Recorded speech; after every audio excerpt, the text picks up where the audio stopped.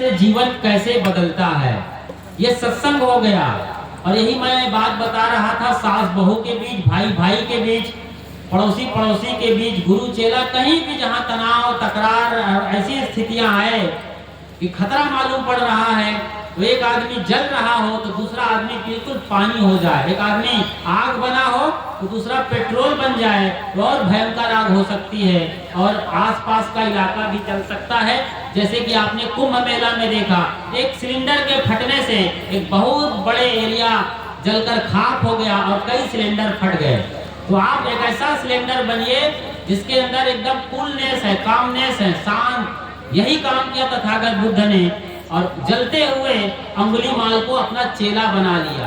कुछ नहीं किया, बस मुस्कुराते रहे, शांत भाव से उनके रिएक्शन पर एक्शन करते रहे, ठंडे दिल दिमाग के बने रहे।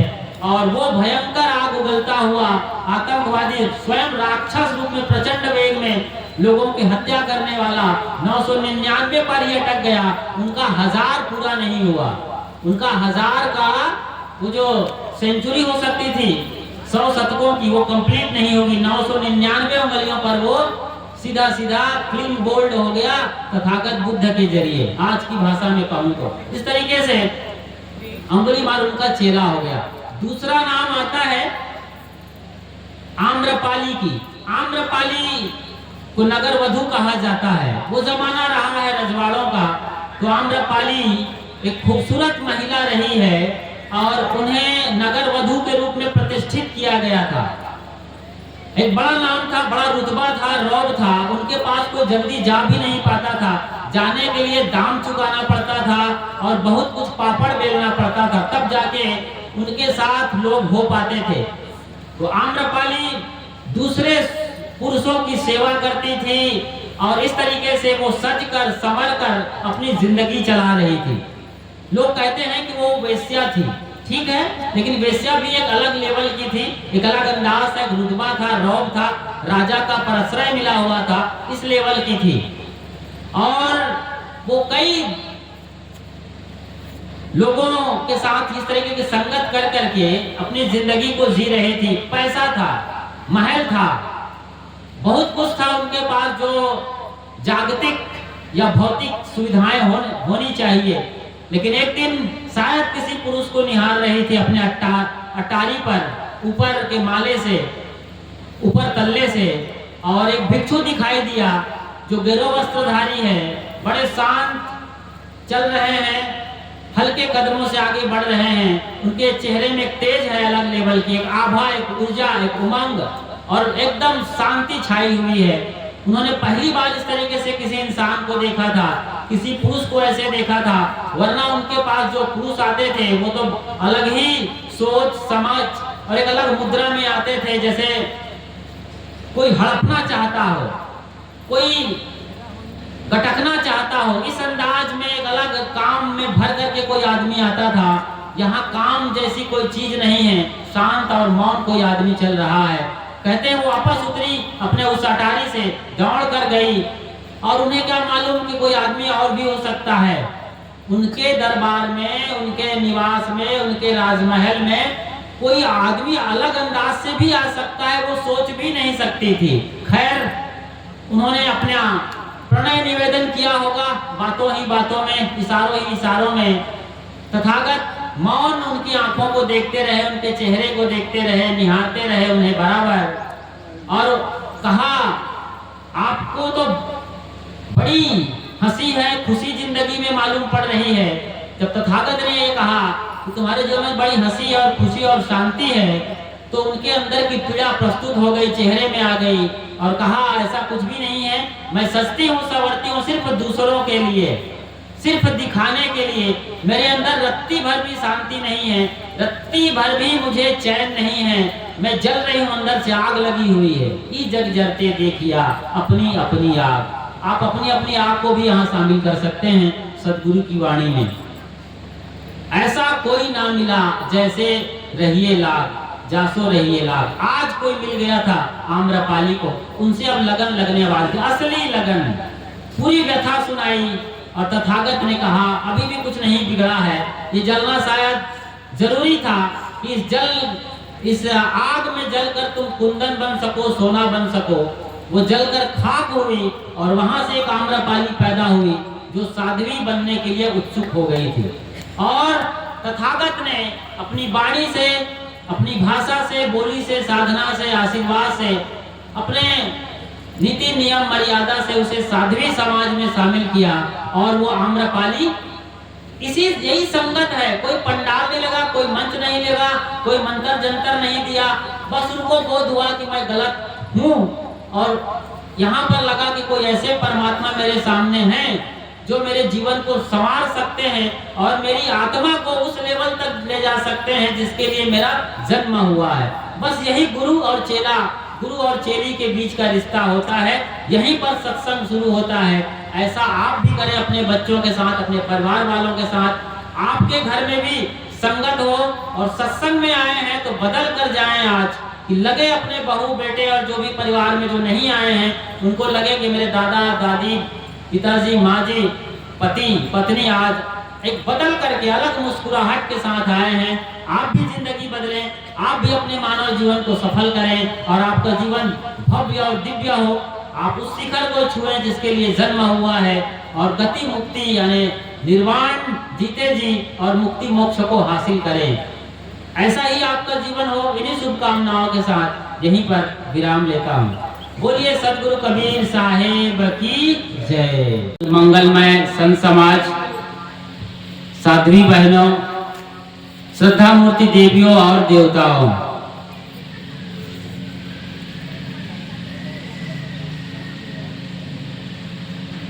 सत्संग से जीवन कैसे बदलता है। सत्संग बिल्कुल अनिवार्य चीज है जिंदगी की, लेकिन आज दरकिनार हो गया है और इसी के चलते आज घर में सारी सुविधाएं मौजूद हैं, लेकिन फिर भी जिंदगी में न सुकून है न शांति है। अफरा तफरी मची हुई है जिंदगी में, ये करें कि वो करें, क्या करें कि शांति मिल जाए, सुख मिल जाए, और जो सार चीज है उसी को पहले ही छोड़ दिया जाता है। जिंदगी में अच्छी दौलत हो जाए, ठीक है, होना भी चाहिए, परिवार है, आपके बीवी बच्चे और बाकी लोग हैं, तो जमीन जायदाद यानी रुपये पैसे माल असबाब होने चाहिए काम भर के, ये बहुत जरूरी है, पहली बुनियादी चीज है। फिर परिवार अच्छा मिला हो, बीवी बच्चे और घर परिवार मतलब माँ बाप, सास ससुर हैं, दादा दादी हैं और बाकी नाती पोते तक जाती है बात। तो पैसे भी हो, परिवार भी हो, ये जरूरी है। लेकिन उसके बाद क्या चाहिए? पैसे और परिवार में सारी चीजें आ जाती हैं, घर मकान जमीन जायदाद, बैंक बैलेंस, गाड़ी motor, fridge, cooler, washing machine वगैरह अत्याधुनिक जो चीजें वो सब है, सब मिल गया, फिर क्या कीजिएगा? या फिर उल्टा ये हो रहा है कि इन सबको इकट्ठा करने में, घर को सजाने में, परिवार को संवारने में आप जब सत्संग को पीछे रख देते हैं तो बात बनती नहीं है, उल्टे बिगड़ती चली जाती है। सत्संग को पहले रखिए, धर्म को पहले रखिए, उसके बाद आप जो करना है वो करिए। धर्म या सत्संग का मतलब होता है आपके हृदय का पवित्र भाव। आपके अंदर इतनी पवित्रता आ गई है, इतना साफ सुथरापन आ गया, इतनी ईमानदारी आ गई है, इतनी मानवता से आप भर गए हैं कि आप जो भी करते हैं वो काम पूजा बन जाता है। जो भी आप करते हैं वो काम इतना सफल और सुंदर होता है कि लोगों को भी मालूम पड़ता है कि ये आदमी कौन है, हमारे जैसा दिखता है हाड़ चाम के ढांचे में, लेकिन इसका जीवन ही अलग है। ये अलग लेवल का कैसे जीता है? इनके घर में भी तमाम परेशानियां हैं, मुसीबतें हैं, इनके घर में भी झंझट है, लेकिन ये आदमी शांत रहता है, हंसता रहता है, मुस्कुराता रहता है। उसके जीवन को लोग समझना शुरू करते हैं। तो ऐसा नहीं है कि आप केवल भौतिक चीजों को या रोटी कपड़ा और मकान को ठीक करते करते अपनी जिंदगी को गंवा दे। जैसे कि अधिकतम होता है 100 में से 99 लोगों की कहानी यही है कि वो रोजी रोटी, कपड़ा और मकान के इंतजाम करते करते करते बहुत दूर निकल जाते हैं सत्य से, सत्संग से, धर्म से, और फिर जिंदगी वैसे ही चलती है। आज उनके बच्चे भी उसी तरीके से हो रहे हैं। बच्चों को भी केवल अच्छी पढ़ाई करा करके, मार मार के, पीट पीट करके, पैसा लगा लगा करके अच्छी पढ़ाई करके क्या बना रहे हैं? ATM machine. एक ऐसी मशीन बना रहे हैं जो पैसा बरसता हो, जिनके यहाँ से पैसा निकाला जा सके। एटीएम मशीन में क्या होता है? कार्ड डालते हैं और पैसा निकलता है। तो आपने ये सोच रखा है कि हमारे बच्चे खूब पैसा कमाने वाले हो जाएं। ठीक है, हो जाएगा, लेकिन आपने आज अच्छा संस्कार नहीं दिया तो कल वो आपको बेकार कर देगा। आपकी जिंदगी पर वो रोड़ा बन जाएगा, मुसीबत खड़ी कर देगा। न जाने कैसे फैसला ले ले और क्या कुछ कर दे, या घर को बेच दे और कहां चला जाए। ऐसी कितनी घटनाएं होती हैं। आपने ये सब देखा है, सुना है। शायद यहीं कहीं गुजरात का या कहीं दिल्ली का वो लड़का रहा है जिन्हें पढ़ाया उसके माँ बाप ने। वो अमेरिका या यूरोप चला गया, बढ़िया पढ़ाई कर रहा था, जॉब लग गई, सैलरी आने लगी, पैसा मिलने लगा। बाद में किसी लड़की से उनकी शादी भी हो गई। जब घर लौट के आया तो माँ बाप हैरान और परेशान थे कि अपने साथ एक दुल्हन लेके आया था। सोच रहे थे कि हम हाथ पीले करेंगे, लेकिन अब जा करके बेटा खुद अपना पूरा दिल दिमाग रंग के आ गया था। 7 रंगों से शादी कर लिया था, दुल्हन ले आया था। और बाद में बताया कि पिताजी, माँ जी, हम बढ़िया घर भी बना लिए हैं वहाँ, अब यहाँ कहाँ भारत में रहोगे, चलो अमेरिका।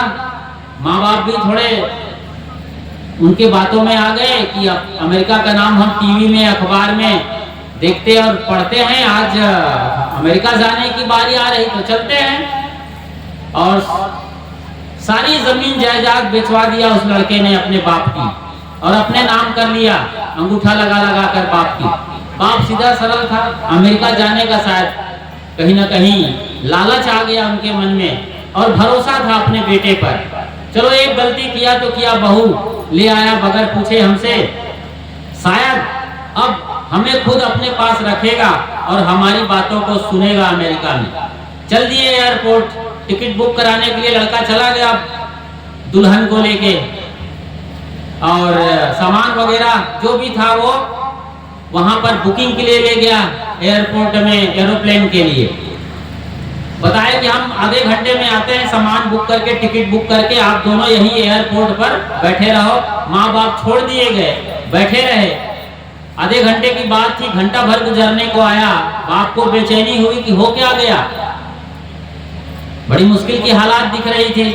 घंटा 1.5 घंटा हो रहा था, पूछताछ शुरू किया। एक आदमी जाकर के इंक्वायरी किया कि अमेरिका जाने वाली जो फ्लाइट थी उसमें अमुक नाम के ये लड़का और लड़की या पति पत्नी जो भी हैं, उन्होंने पूरा इंक्वायरी किया और पता चला कि बाबूजी, वो आके बताया, बाबूजी वो फ्लाइट जिसकी आप चर्चा कर रहे हैं, जिस लड़के और बहू की चर्चा कर रहे हैं, वो 1 घंटे पहले ही रवाना हो चुकी है। सोचिए जरा, ये इस देश की कहानी है, रियल स्टोरी है, जिसे धर्म प्रधान देश कहा जाता है। कभी विश्व गुरु रहा है, तमाम संत गुरुजन हैं, तमाम मत मजहब और परंपराएं हैं, रीति रिवाज हैं।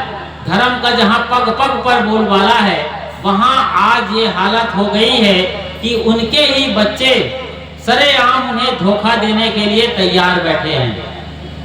ये कहां जा रही है? परवरिश की बात होती है, अच्छे संस्कारों की बात जब आती है तो यहाँ माँ बाप और बड़े बुजुर्ग चूक रहे हैं। वो माँ बाप जिनकी उम्र 50 के ऊपर जा रही थी, एयरपोर्ट में छोड़ दिया गया था मरने के लिए। उनके पास जेब में 5 पैसे भी नहीं थे कि वापस रिक्शा से कहीं घर जा सके या होटल में जा सके, कहीं जा सके, कोई इंतजाम नहीं। एकदम नंगा करके छोड़ दिया अपने माँ बाप को। मैं तो कहूँगा नंगा शब्द भी बहुत छोटा है, बिल्कुल जिंदा मार करके मुर्दा कर दिया था, बेजान लाश। कोई बचाया होगा, कोई फरिश्ता आया होगा, किसी ने सुना होगा, किसी के अंदर धर्म रहा होगा, कर्म रहा होगा, तो आदमी आया होगा और बचाने के लिए कुछ जुगत लगाया होगा। ऐसी कितनी घटनाएं हो रही है, ये बहुत बड़ी घटना थी, इसलिए पता चल जाता है। ऐसी दर्जनों घटनाएं रोज रोज होती रहती हैं। गांव समाज में भी यही हो रहा है, गांव में पहुंच गई है बात, तो आप क्यों नहीं ध्यान दे रहे हैं? सत्संग केवल ऐसा नहीं है कि मंच सजा दिया जाए, गद्दी लगा दी जाए, पंडाल व्यवस्थित तरीके से हो, भोजन भंडारा का इंतजाम हो जाए। ये क्या है जानते हैं? इतना कुछ करना, सिर्फ पत्तल बिछाना है, पतरी डिस्पोजल प्लेट बिछाना है, अभी भोजन नहीं आया है। इतने से सत्संग नहीं होता है। और जो परोसा जाता है वो केवल व्यंजन है। कई प्रकार के भोग हो सकते हैं, 56 भोग की बात जब आती है तो कई व्यंजन आपको परोसा जाता है, भजन के रूप में, प्रवचन के रूप में, सत्संग के रूप में,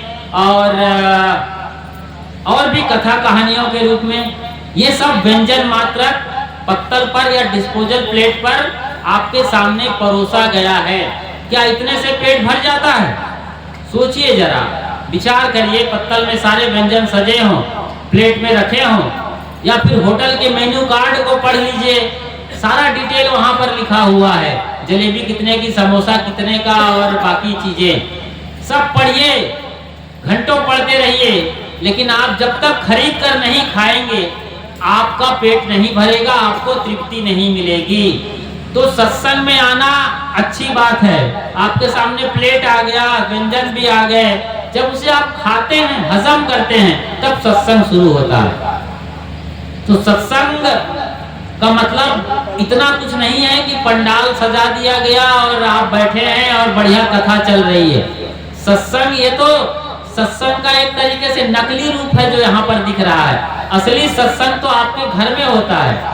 आप जब अपने बच्चों के साथ होते हैं, अपने दादा दादी के साथ होते हैं, परिवार में जो ऊहापोह है, जो कोल्ड वार जैसा माहौल बना है, थोड़ा सा रस्सा कस्सी चल रही है, रिश्तों में दरार है, खिंचाव है, तनाव है, कहासुनी हो रही है, सड़क भड़क चल रही है, तू मैं हो रहा है, सत्संग वहां जरूरी है, वहां जरूरी है सत्संग। असल में आप सोचिए तो, जब मुझे कोई गाली दे रहा है, एक सास सोचे कि बहू उलझी हुई है, कुछ बोलने के बजाय बकना शुरू कर दिया है, कुछ बोल रही है उल्टा सुल्टा जो अनसुहाता है एक सास के लिए, उसी समय सासू माँ को सत्संग में आना है, वहीं का वहीं बहू के सामने आराम से सुनो उनकी बातों को, आने दो भीतर, दिल के कलेजे में बिठाओ उनकी बातों को, चाहे वो गलत हो।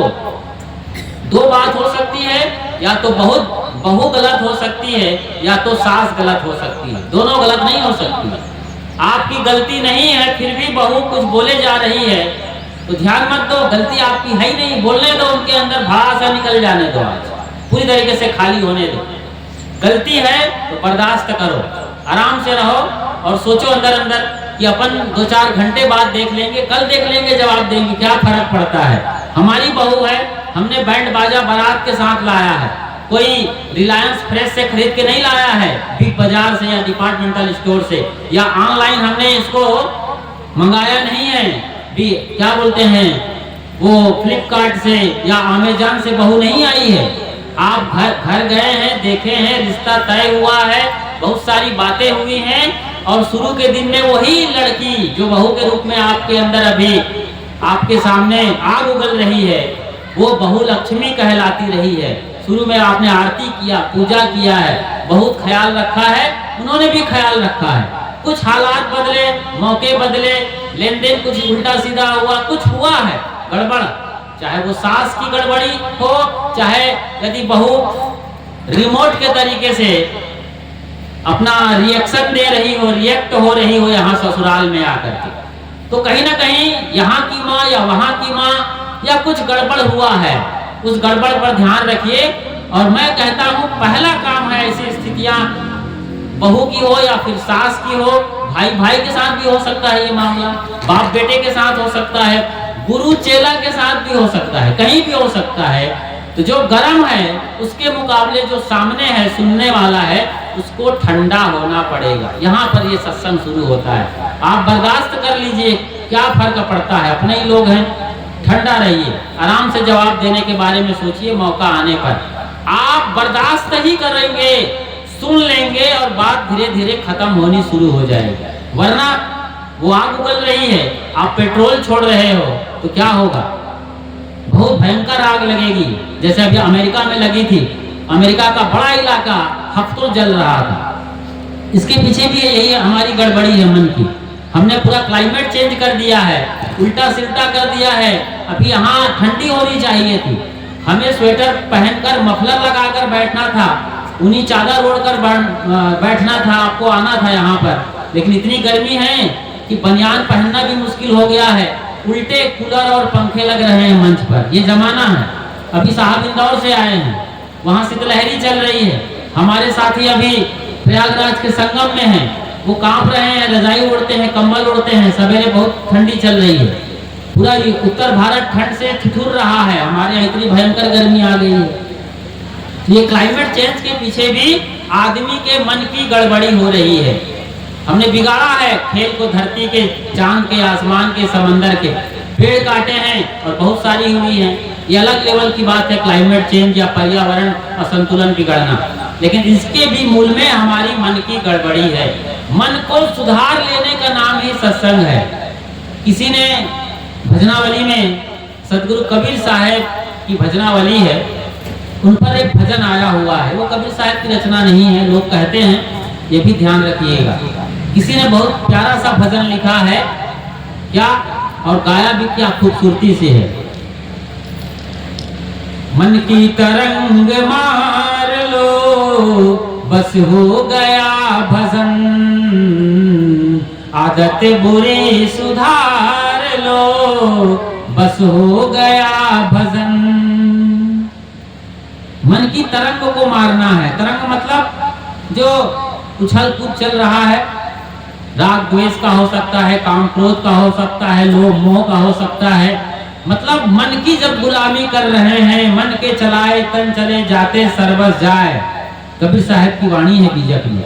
यदि मन हमारे कंट्रोल में नहीं है, मन की आवेगों में बहते हैं, तो फिर यहाँ पर सत्संग नहीं हो रहा है, तरंगों में बह रहे हैं। जैसे अभी हम कुंभ मेला में थे, संगम जाना है तो आपको कुछ नहीं करना है, जहां खड़े हैं आप अपने शिविर से बाहर निकलिए और खड़े हो जाइए रोड पर, जहां वहां पर लोहे की प्लेट बिछी हुई है। आपको खड़े होना है संगम की दिशा में और कुछ मत करिए, आप धक्का मुक्की से आप ऑटोमेटिक संगम पहुंच जाएंगे।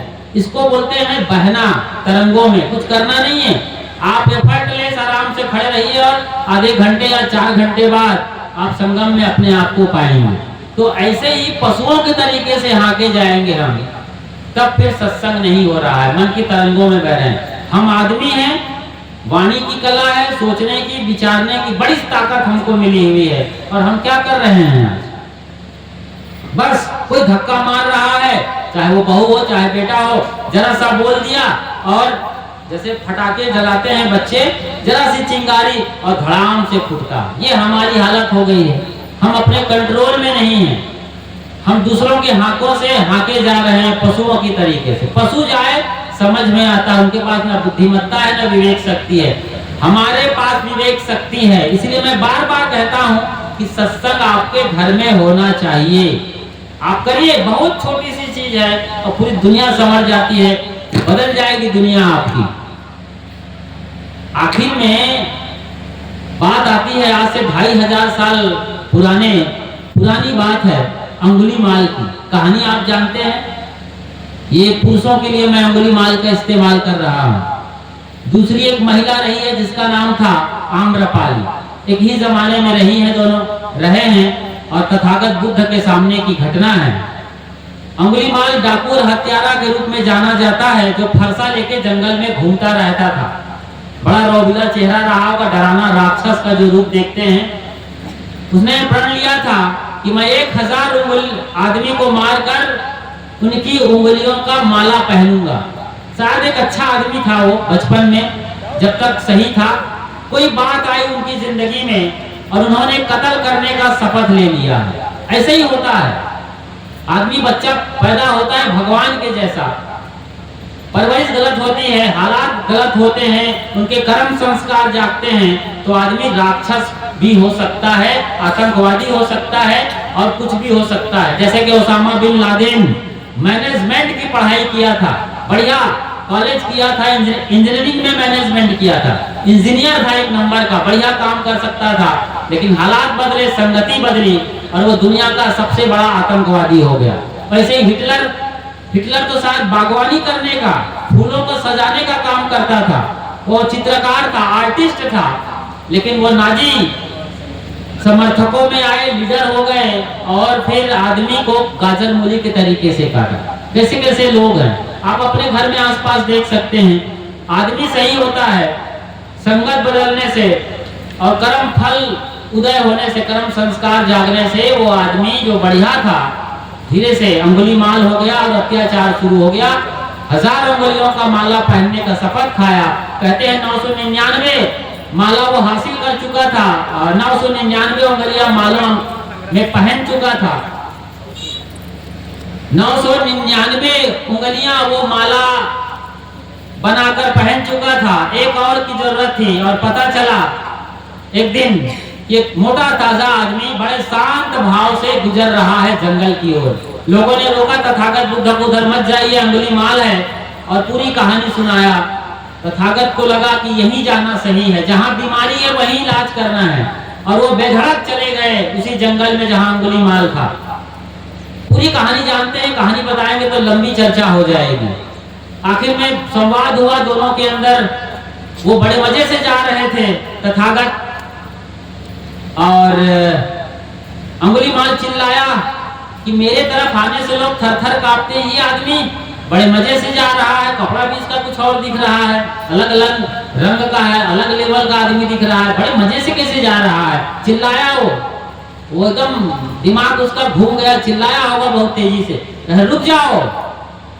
कई बार चिल्लाया होगा, वो अनसुनी करते चुपचाप मजे से चल रहे हैं, और शायद उनकी परीक्षा ले रहे हैं कितना चिल्ला सकता है, सारा जहर निकल जाए चिल्लाने में। तो जब सारा जहर निकल गया तब धीरे से बोला, मैं तो पलट कर बोला उसको देखते हुए कि मैं तो कब का रुक गया हूं, तुम कब रुकोगे। और सारी कहानी बदल गई, नतमस्तक हो गया कि आदमी कोई और है। फिर डगाली काटने वाली बात आती है कि काटो और जोड़ो, नहीं जोड़ पाया तो मारते क्यों हो लोगों को, हत्या क्यों कर रहे हो, और सारी कहानी बदल जाती है। वो आदमी जो इतना खूंखार आतंकवादी था, प्रचंड राक्षस, वो एक झटके में बदल गया और अंगुलीमाल से वहां उनका नाम ही अहिंसक हो गया। अंगुलीमाल से अहिंसक। पूज्य श्री साहिब जी पधार रहे हैं। छोटी इसको उधर साहिब जी के स्वागत में आप अपनी जगह पर खड़े हो जाएं और स्वागत करें ताली बजाकर। बोलिए सदगुरु कबीर साहेब की, बोलिए सदगुरु अभिलाष साहेब की, आचार्य धर्म स्वरूप साहेब की, पूज्य श्रद्धे संत श्री ज्ञान साहेब की, अपने अपने माता पिता गुरु गोविंद की, पूज्य श्री अभय साहेब की। आप मंचासीन हो रहे हैं। कहल गांव में कबीर पारख निकेतन आश्रम से आप पधारते हैं बिहार से, और आपका यहाँ पर पदार्पण इस मंच पर तरीघाट सबके सब हाथ जोड़ करके ध्यान मूलम गुरुर्मूर्ति पूजा मूलम गुरुपदम मंत्र मूलम गुरुर्वाक्यम मोक्ष मूलम गुरु कृपा गुरुर्देवो गुरुर्धर्मो गुरुर्निष्ठा परम तपः गुरु परतरम नास्ति नास्ति तत्वं गुरु परम। सबके सब बैठ करके बंद निकल रहे। बंदो सन्मुख पार की शेष भेद धरुहा वचन उचारो बंदगी सत्य प्रेम के साथ साहिब